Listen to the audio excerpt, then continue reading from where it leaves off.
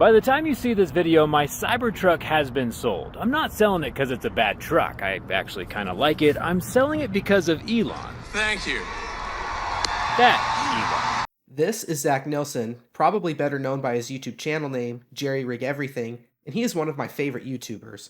However, I want to talk about a couple of concerning posts he made that people may not know about, and this video is a perfect example of how a smart, savvy, and seasoned content creator can easily manipulate audiences for a political agenda. But before I get to any of that, I want to be as charitable as possible to Zach, because Zach is actually someone that most people can learn way more from than just what his content teaches you about consumer decisions. He's an extremely hard worker, has demonstrated great consistency in his work, is a caring family man who is actually helping to drive down costs of wheelchairs because of a family member who's in one. For videos like this one. Our Paradox wheelchair isn't a one-size-fits-all, it's super custom, with over 16 quintillion different unique options to choose from. Every person is different, and so is every wheelchair. That is very cool, and he's a rigorous and detailed problem solver, and I also agree with Zach on several of his takes, primarily the overpromise and underdeliver nature of Elon Musk, and how the future of Tesla that he is promising is highly speculative, and the way he's getting there is a little sketchy. We all know what this is and exactly what he's doing, and even though he tried backpedaling and saying, "Oh, my heart goes out to you," is that the face of a man who is sending his love? I don't think so. And to confirm suspicions, it won't come as a surprise to anyone, but the same guy who's throwing around Hitler salutes, Elon, has posted on Twitter about the white race being replaced about 50 separate times in the last year, at least once a week. He is obsessed with the topic, even going as far to say that as white birth rates fall, white males will be slaughtered.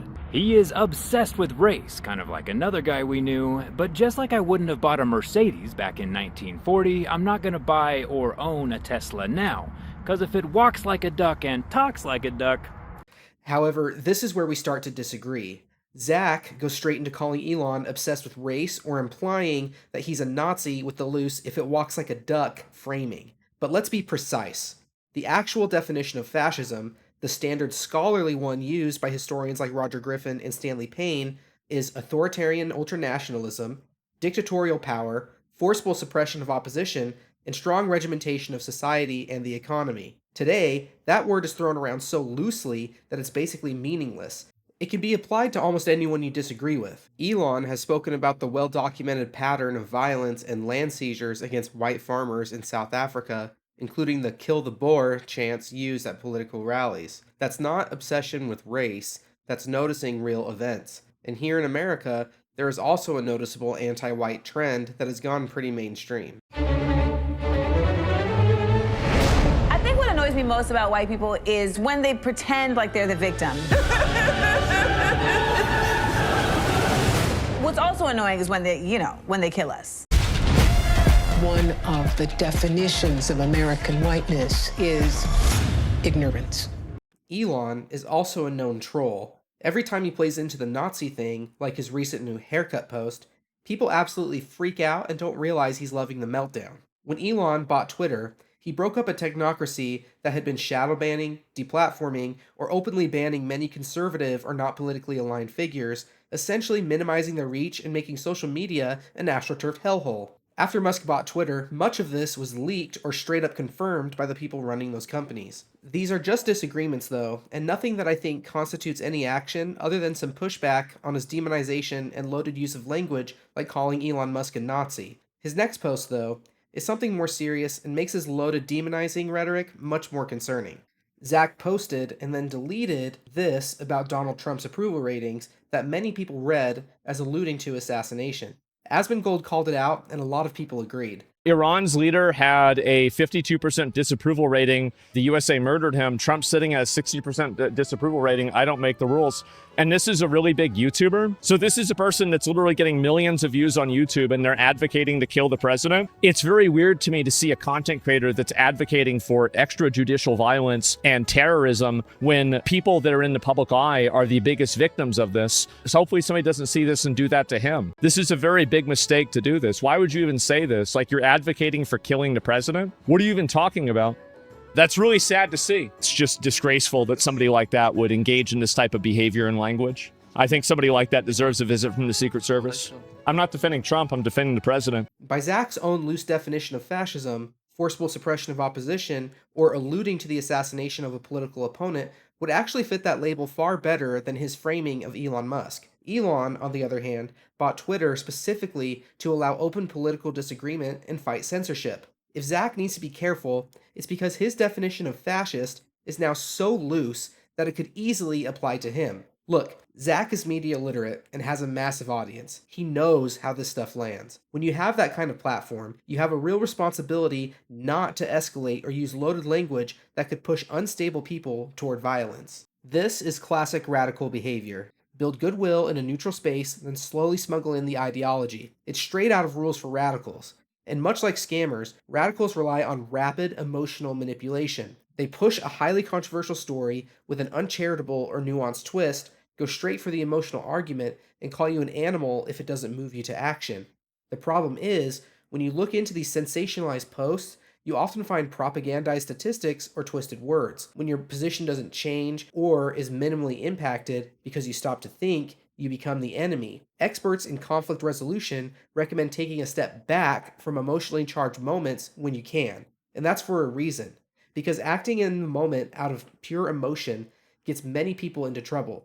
You don't have to be a genius, you just have to pause and re-examine, and their arguments often crumble. Zach built an incredible amount of goodwill with his fans through honest tech reviews and durability tests. That goodwill can be mistaken for validity, and radicals take advantage of that. Because he is his brand and built a massive following on family-friendly content, I think he has a real responsibility to not push radical ideologies or violence. Political opinions are fine, but when it crosses into loaded labels and veiled calls to action, it becomes a problem for society. So, like, if you just executed one of these Nazis in broad daylight, no, you didn't.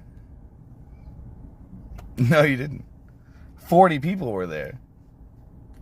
You didn't execute him. He was threatening your life. Jury of your peers, get out of here.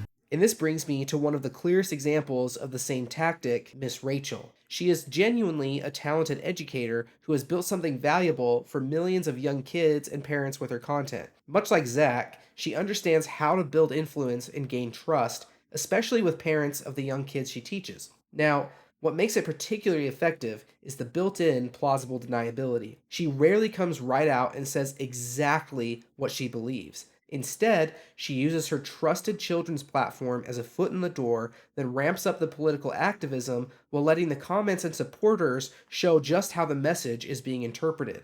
She talks about all children matter, yet she's been really quiet on things like the children murdered on October 7th, or the young women and children who get trafficked daily, or murdered or even raped by repeat offenders who get released the next day. She calls out ICE specifically, but says nothing about the lack of accountability that lets those offenders roam free. I want to know what you've learned from them, what you've learned from all of these kids. It's heartbreaking talking to the kids and their families. They're talking about water that they can't even drink that makes them sick. There's been worms in the food's rotten sometimes. And what really frightens me is the dangerously inadequate medical care and medical emergencies.